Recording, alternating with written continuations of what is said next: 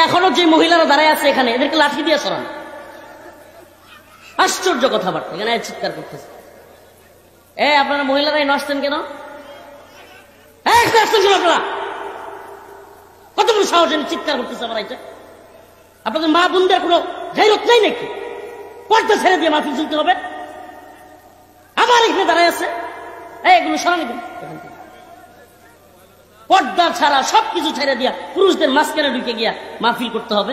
এই মাহফিলের বদনাম হবে, এটা ইসলামী শরিয়া হারাম হবে, এটা এই দিনের কোনো ফায়দা হবে না। এখনো যে মহিলারা দাঁড়ায় আছে এখানে, এদেরকে লাঠি দিয়ে সরান। আশ্চর্য কথাবার্তা, এখানে চিৎকার করতেছে।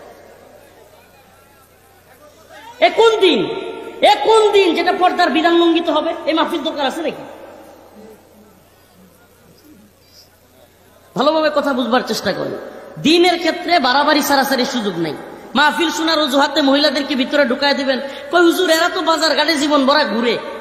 শুনেন, হেফজখানার ছাত্ররা এখানে যারা পাগড়ি নিছে, হুজুররা জানে এরা সব সবকের সময় কষ্ট লাগলে বাথরুমে যাইতে চায়। কারণ আমরা কি অনুমতি দিব নাকি তোমরা সব বাথরুমে গিয়ে বসে থাকো?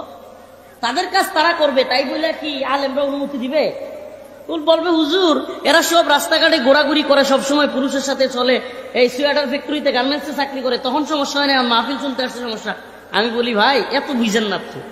মাহফিল দিনই বিষয়, এখানে মাসআলাগত বিষয় আপনাকে আমার জানাইতে হবে যে এখানে মহিলা ঢুকতে পারবে না, কারণ এখানে নারী পুরুষ একসাথে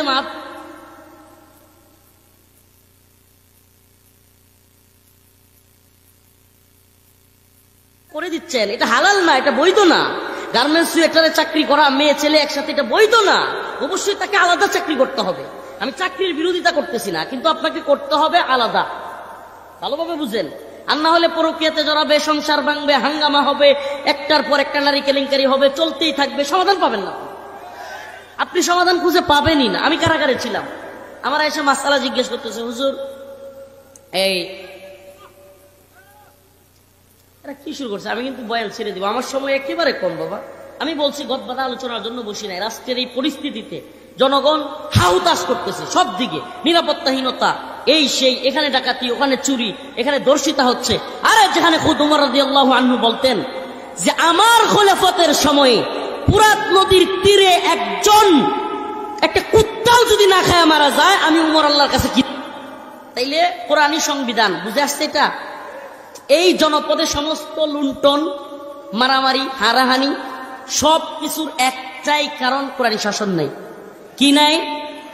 আবার এটাও বলে দেয়, কোরআনী শাসনটা কিন্তু আমার সিলমারো বাই সিলমারো দেওয়া হবে না।